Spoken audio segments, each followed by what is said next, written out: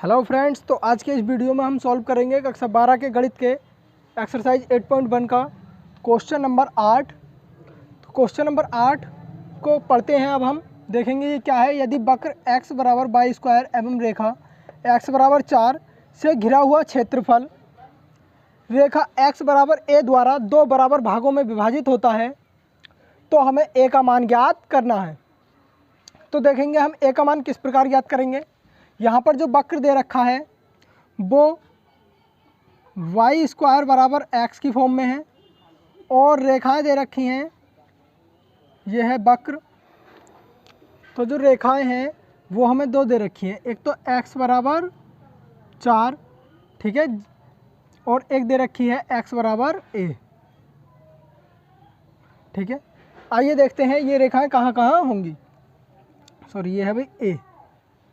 तो मान लीजिए भाई ये यहाँ तक आ गई 1 इकाई दूरी, यहाँ तक 2, ये 3 और ये 4, ठीक है। तो x बराबर 4 जो है ये क्या होगी, एक सरल रेखा होगी जो इस प्रकार से इस बिंदु से होकर के गुजरेगी।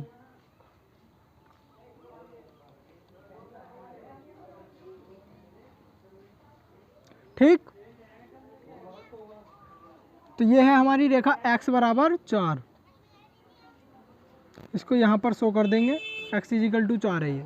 अब तो देखो ये क्या कह रहा है यहाँ पर क्वेश्चन में कि यदि वक्र x बराबर बाई स्क्वायर एवं रेखा x बराबर 4 से घिरा हुआ जो क्षेत्रफल है, इस वाले वक्र और इस रेखा से जो घिरा हुआ क्षेत्रफल है वो x बराबर a द्वारा, यानी x बराबर a कहीं पर रेखा है उसके द्वारा दो बराबर भागों में विभाजित होता है। तो बताइए भाई ये जो x बराबर a रेखा है जब दो बराबर भागों में विभाजित हो रहा है तो ये भी, चूँकि x बराबर a भी एक सरल रेखा ही होगी, तो कुछ इस प्रकार से होनी चाहिए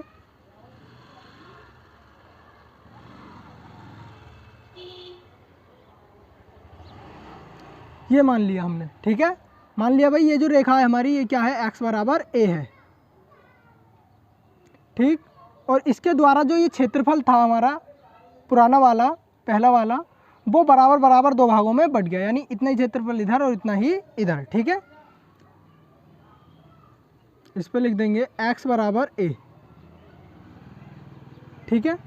तो अब हमें यहाँ से a का मान ज्ञात करना है, ठीक है। तो आइए देखते हैं कैसे करेंगे। सबसे पहले हम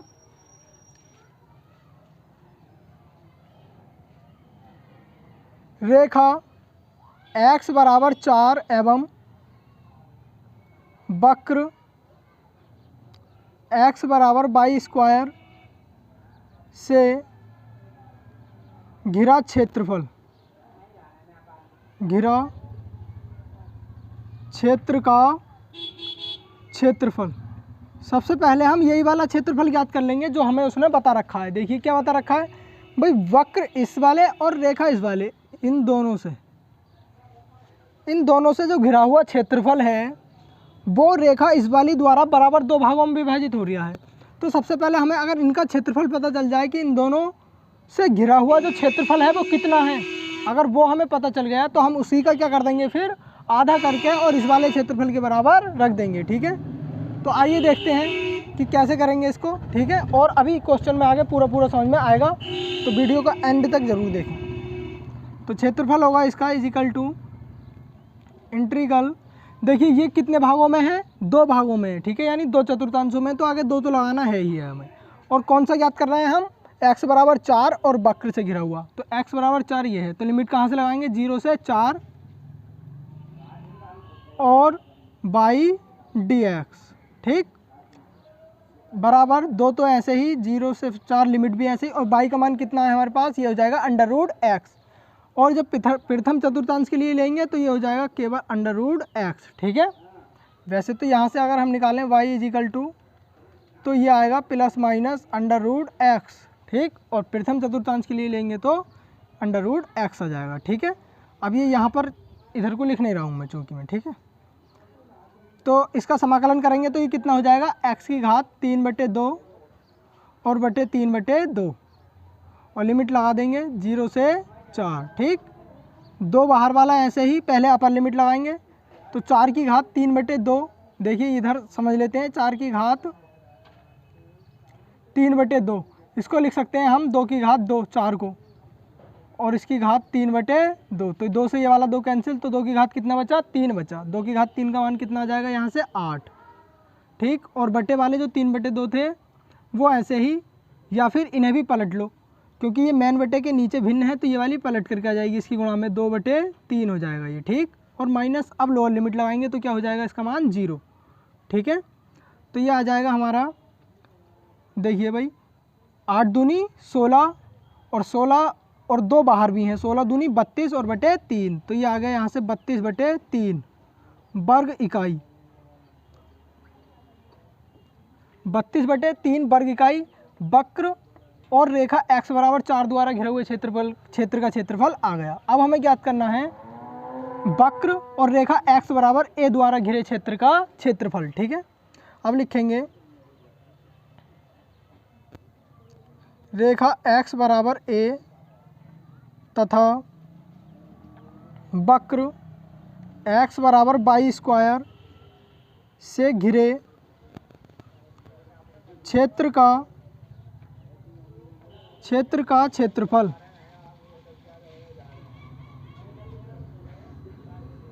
तो ये भी 2 चतुर्थांशों में है, ठीक है। तो इसके आगे भी क्या आएगा, 2 आएगा। लिमिट कहाँ से लेनी है, 0 से और a तक, ठीक है। अब की बार इस भाग का निकालना है हमें क्षेत्रफल, तो 0 से और a तक, और y dx, ठीक है। तो डायरेक्ट रख देते हैं y का मान √x और dx, ठीक है, इजिकल टू 2, और इसका समाकलन करेंगे तो ये हो जाएगा x की घात 3/2 और 0 से a तक लिमिट, ठीक है। तो बराबर 2 बाहर वाला ऐसे ही, और x के स्थान पे जब हम a रखेंगे तो ये हो जाएगी a की घात 3/2, और ये वाली जो भिन्न है बटे वाली, ये क्या हो जाएगी, पलट जाएगी, ये हो जाएगी हमारी 2/3, ठीक है। और जब हम x के स्थान पर लोअर लिमिट लगाएंगे तो उसका मान क्या हो जाएगा, 0, क्योंकि x के स्थान पे जब हम 0 लगाएंगे तो, ठीक।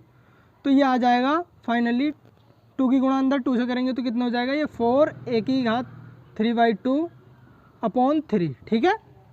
यह आ गया हमारा वक्र और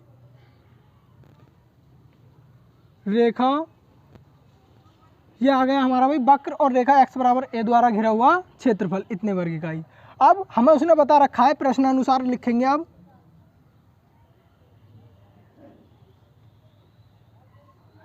प्रश्नानुसार क्यों लिख रहे हैं, क्योंकि उसने बता रखा था हमें कि वक्र और रेखा x बराबर 4 द्वारा जो घिरा हुआ क्षेत्रफल था वो x बराबर a से, जो रेखा x बराबर a है उससे बराबर 2 भागों में बट रहा है।